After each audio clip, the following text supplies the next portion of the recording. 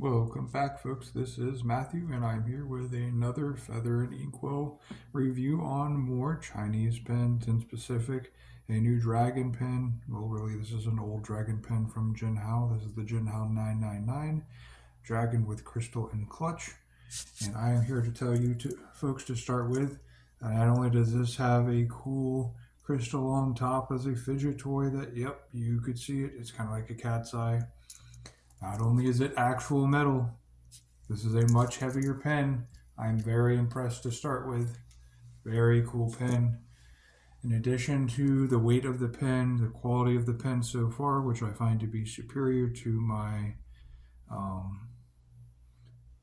my N24 Year of the Dragon. This, folks, has a bent nib. I've never tried a bent nib before. This is a fresh inking. Because I did not have my Red Dragon ink, I opted for my favorite ink of all time, the Diamine Ancient Copper. In my experience, is one of the smoothest writing inks you could possibly have. So I'm fully expecting this to be a very smooth writing experience with a new nib. I have never tried out any combination close to this. And as a side note, the back, it posts to the back by screwing on, just like you would the front. This is a fully postable cap, folks. This isn't a press-on. This is a fully threaded post pen right here. I will say this makes for a very heavy pen. Very heavy. But to each their own.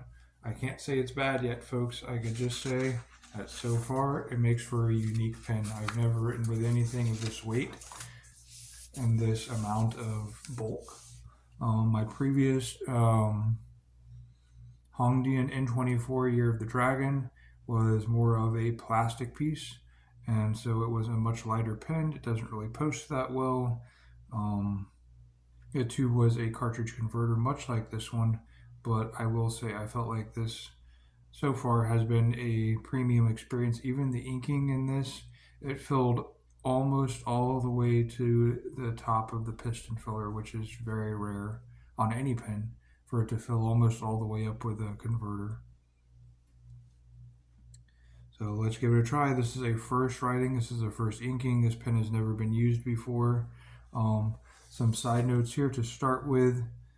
The eyes on this, I don't know if you can see it. They are ruby red eyes inside of this dragon. Also just another cool aspect. This being a bent nib. I tried it just against the page and it did seem pretty smooth.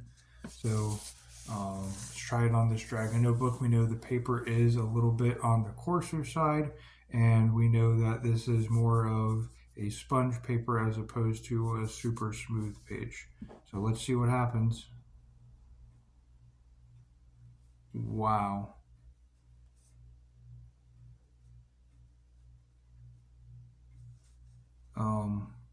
Huh.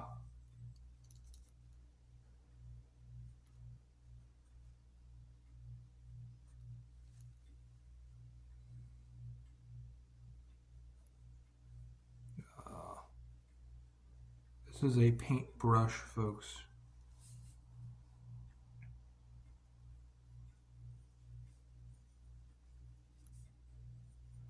I will show you just what I mean in a second. For anyone that's ever written with a bent nib, I'm sure you have witnessed what is going on, and I will not leave you guys in the dark much longer. This is literally a huge writing surface, and this is definitely meant to imitate more of the brush style of Asian characters and the broad brush stroke look that they have. That is what this type of pen and nib are meant for.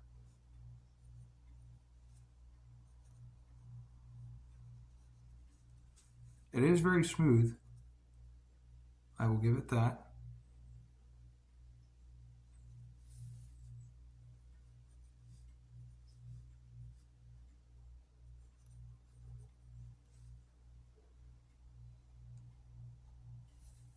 All right, so I'm going to stop with one line.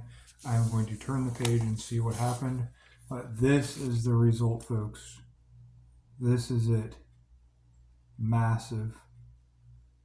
this is just pouring out ink. And I don't mean like in a not working way. I mean like these are huge, broad, like 2 to 3 um,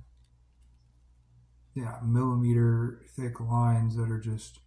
This isn't even stub. This is literally meant to imitate a paintbrush. That is what the purpose of a bent nib is, at least so far as I could tell. Now, let me see what happens if I have a very sharp angle on it. Okay.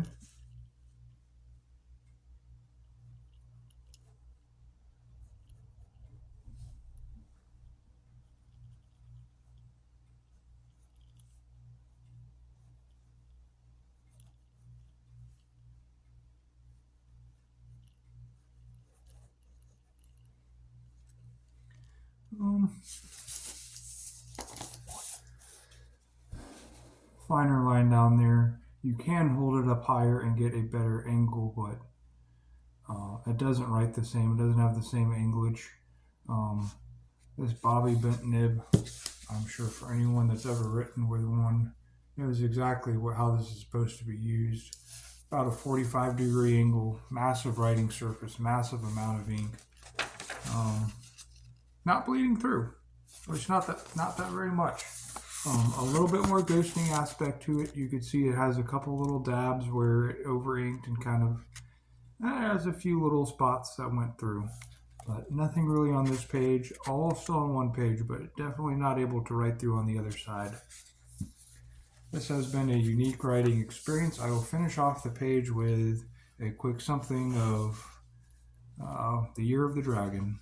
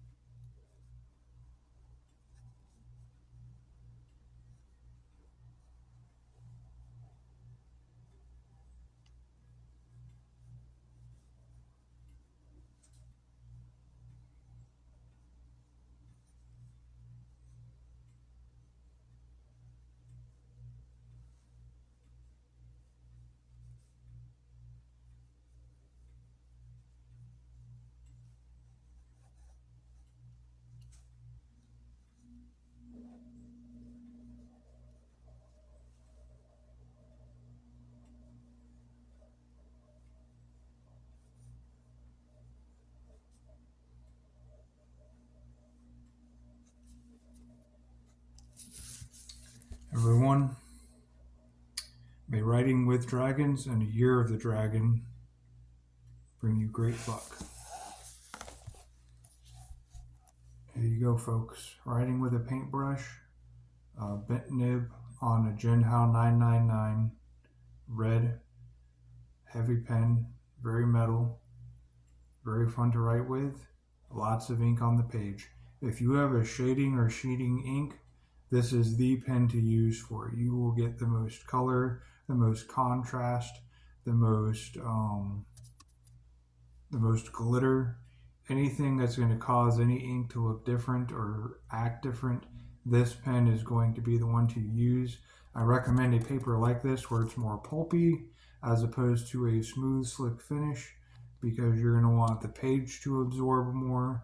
You're going to want it to sit in the page and absorb, and feathering on such pages is also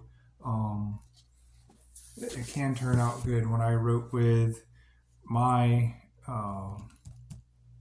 my Draco Blood Twisby with a bold, and I wrote with the 2 Minutes to Midnight, it kind of a little bit feathered out, but it gave that nice color variation. So a bobby bent nib like this probably will have great results. It's going to put out a lot of ink. You're going to go through your ink fast, but the look of your letters is going to be amazing.